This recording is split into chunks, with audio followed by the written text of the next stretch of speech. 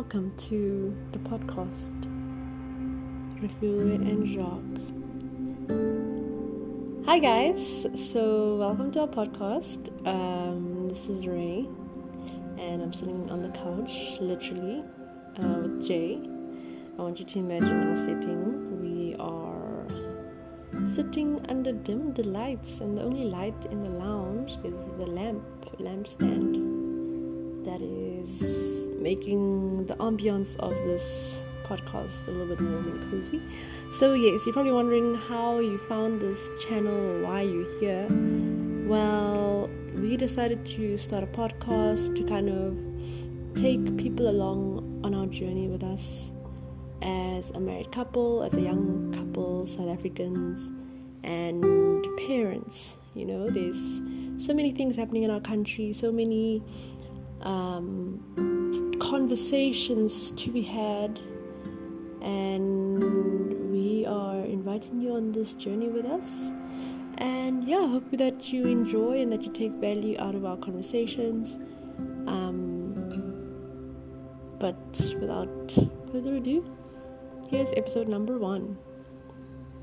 Today we're going to be talking about life and just letting you guys in on who we are. And yeah, so Jacques, maybe you can tell the listeners a little bit about yourself. Actually, you know what, I'm going to make it a little bit more intimate. I'm going to ask you a few questions about where you are today and how you got there. So my first question to you is, what is the most valuable lesson you have learned in the past year? Okay. Hi everyone. Thank you for joining us and taking some time to listen to what we are bringing to you today. Interesting question. And I can expect that from the woman that I love, to ask me such deep-rooted questions. So, yeah. What did I learn? What is your biggest lesson over the past year?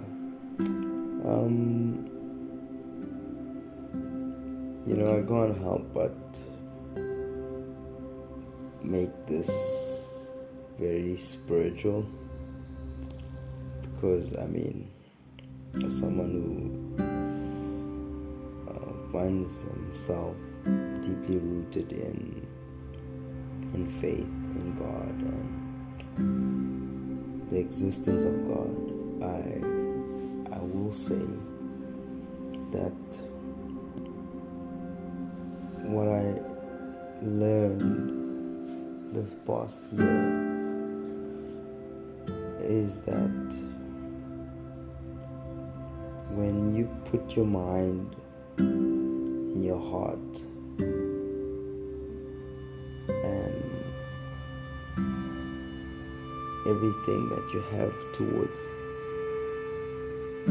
what it is that you desire and want, and you trust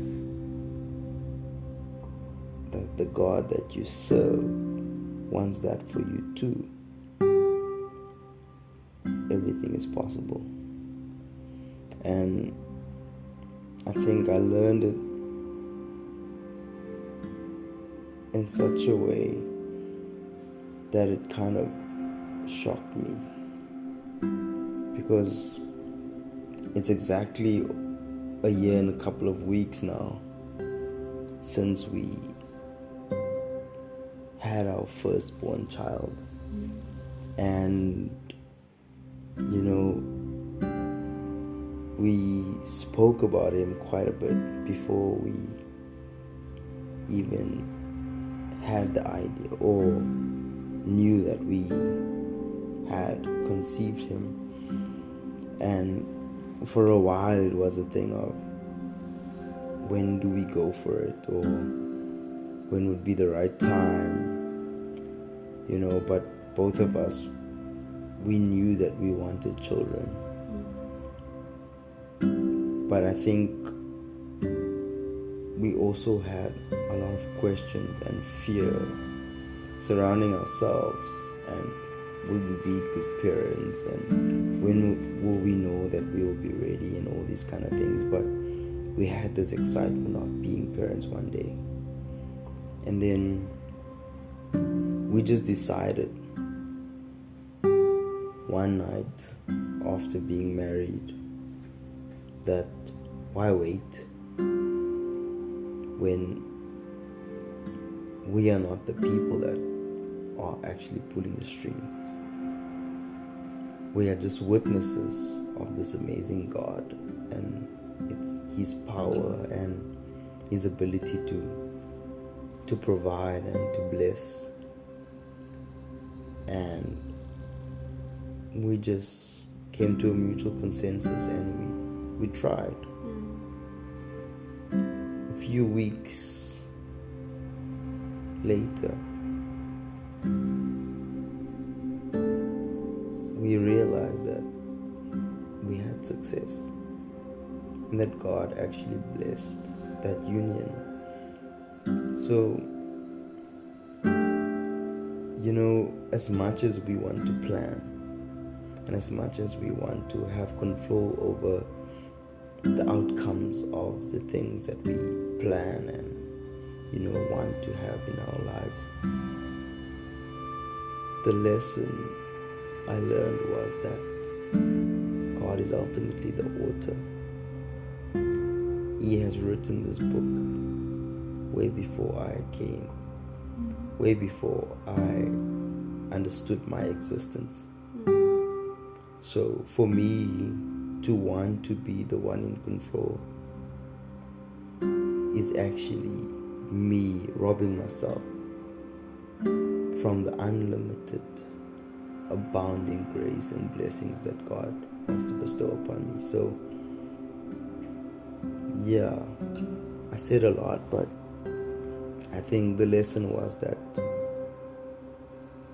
when I depend on God and rely on Him faithfully, then anything and everything that promotes life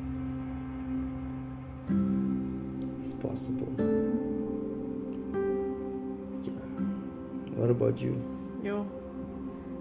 I asked the question. I haven't even thought about it because I was listening to you. What did I ask you? What's the greatest lesson that you learned in the past year? I might have butchered that question. No, you took a deep dive on that one. That is not an easy question to answer.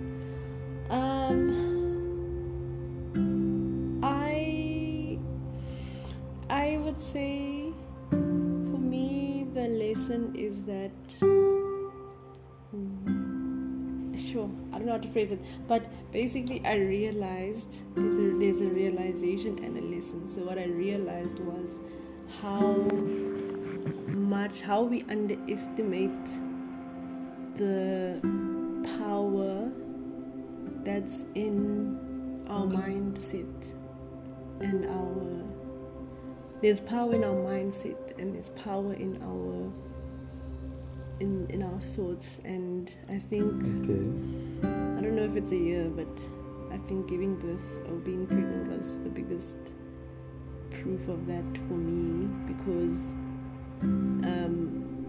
obviously I was very excited to be pregnant, but as time progressed and as we both did a lot of research into how the baby develops, I realized that for a woman who's pregnant and carrying life inside her, there's so much fear inherently that comes up out of nowhere, and the realization that fear is the reason most things go wrong in a pregnancy, because the child can feel the mother's anxiety and how basically whatever the mother does affects the child.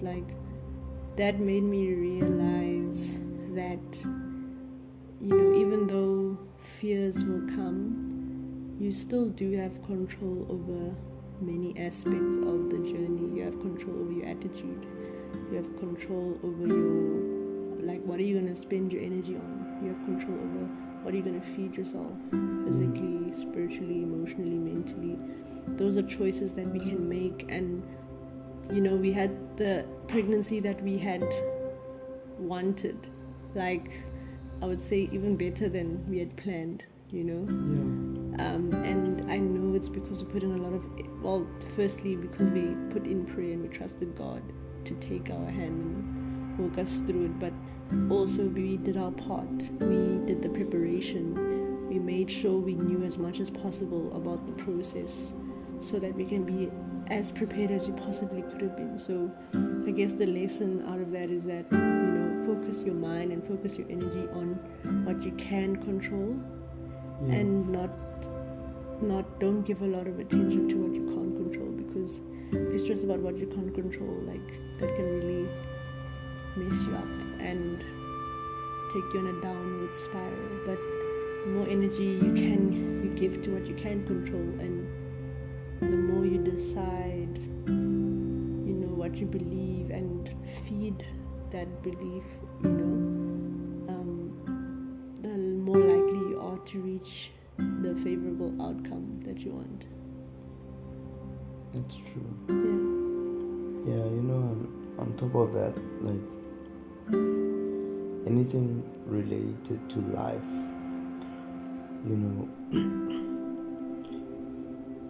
it's easy, or I think we as the human race, I think we have been so tainted by the existence of the absence of life, meaning death, that we give so much power to it, that we even put fear within ourselves, knowing that life is possible. But what if we approach a situation like birth that is so natural to the human species and all species that exist on this planet, and we allow the existence of the absence of life to taint our thoughts and our mindset, that we would rather bring forth the idea of death while we are busy procreating. And that's the thing, it's basically an internal war that's taking place within us, and we are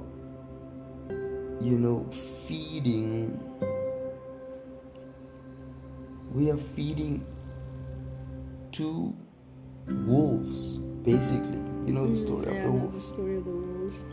So there's two. Which one is the one that grows? What is the question? There's a black wolf and a white wolf. Okay. Right. I'm gonna butcher the story. I feel like when you said black and white, it was already going the wrong direction. Well, there's two wolves. There's a good one and a bad one. Yes, there's a good one and a bad one. And it's all determined on which one you feed. That one will be the one that wins. No, man. I think the story is that there's two wolves. There's a good wolf and a bad wolf, and they fight or in a war or something, and then the question is which one wins, and then I don't know who said what, but then the one you feed. Yes, the one who you feed is the one that wins, because that one will be stronger. Okay, if you physically feed it, obviously it will have more energy to defeat the other one, but in the context of this, it's an analogy, obviously a lesson that says that the one that you feed, or the thoughts that you feed, or the whatever that you feed, is the one that will overpower the one that you don't. But in the context of these kind of animals. Animals. What's an animal? It's quite late at night. I know. making us do this, so you're gonna have to take me as I am. The nighttime version of Yeah, so the like wolves. meat eating animals, right? They are predators by nature. And I think this analogy is kind of a bit twisted because when you starve a meat eating animal, a carnivore, you actually make them stronger. Really? Because they are no more fighting because they are fighting, but they're fighting to survive. Okay. So their endurance and is much more than the one who has eaten. Okay. Because the one who has eaten is satisfied. So they have no fight in them anymore. Okay. So the one that you starve is actually the one that will win. Now then, what's the point of that saying? Is because, there's battles, but then there's the war. So the one that you feed might win the battle, but he's not necessarily the one that will win the war. Sure. Do you understand? Now So you've added another layer to I've that. added another layer because that's what it is. Because one day, you're not always negative. No, that you're not. But those negative thoughts propels you to want to be positive, to want to have a better outcome. So you could be feeding the negative one today, but it's not to say that the battle will be won by the negative one. Exactly. Because The one while who was you're starving. still in the war, there's still a possibility of you winning and conquering it, though you are losing this battle. And that's life. My goodness. So we were talking about birth and, the absence of life being death, and why we are thinking about death when we are busy preparing life with inside of us. And it's a thing of our mindset or the history of us and our existence that have been tainted by the existence of the non-existence of life. Okay, now you're getting a bit too deep on us. My apologies, but it's a thing of we allow our thoughts to be played by the possibility of death because death is so prevalent. It's always happening. That we kind of trump the fact that life exists. No man, don't make the first episode so dark, man. What is it that I'm trying to convey? I'm trying to tell our listeners that tonight or today or whenever you are listening to this, you might be dealing with stuff. You might be in a situation and you might be thinking that the only outcome is to snuff out the candle, or the only result is the negative one. But if you hold on and you continue to push through and you push yourself to the point where you can only but submit yourself to life or the desired result, then why not? Because at the end of the day, you are not the author. You are the witness. You are a character. Though we want to be the main people of this story, we are not. We are the children of the main person. So, what I'm trying to say is this. Food for thought. This was our story. The fact that we thought of having children. And when we were in the process of bringing forth life in that way, we had a desired outcome. And though even to the last minute we still had our doubts, but we were prayerful and we were positive, right? But we also we became each other's accountability partner to push each other in the direction that we wanted to go. Yeah. But ultimately, God was the one that brought forth the result. Right? And because of it and Him, we are now sitting here able to glorify Him for the gift of life that He's given us. And now a greater challenge is ahead of us, because we have 18 plus years to raise this little being, so that he can be someone acknowledged by God. So it doesn't end here. That was just the beginning. So there's a lot of battles that's gonna happen and take place, but the fact that we were able to conquer this first few is a sign that we can conquer the ones that's coming. So what I want to say is, though you might be feeling defeated now, push through. Try and turn that thought around, because it's in you to choose life and allow life to happen, instead of thinking of the possibility of the non-existence of life. I think this topic about life is one that we should probably make a few more episodes about, because there's so many different perspectives, there's so many different angles to tackle and to talk about, what you mean by that. Obviously, as your wife, I know what you're talking about, but maybe for the listeners it's a bit vague. But more on that in our next few episodes. That was just a taster of the kind of conversations hubby and I have on a day-to-day that we would love to share with you guys. So let us know. Send us an email. I don't know if you can comment on this podcast. I think you can.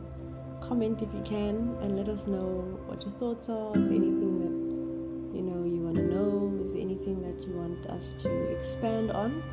And let's keep the conversation flowing. We won't always have these nighttime kind of podcasts. We just decided to record on a whim, but we'll have a few upbeat ones as well. We're just very tired. It's now 10 past midnight, so I think you can imagine why our voices are so low and sultry. But thanks for joining us, and we'll catch you on the next episode. That's all from us. Alright, see you guys.